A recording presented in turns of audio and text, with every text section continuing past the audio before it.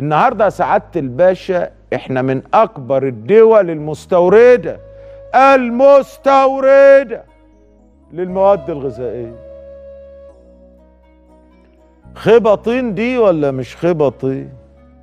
ده مش خيبه طين يا ولاد، ده سواد السواد في الخيبه، عدت وفاضت وزادت ومش لايحين، مش لايحين ابدا. الخيبه بتاعت عدم الانتاج.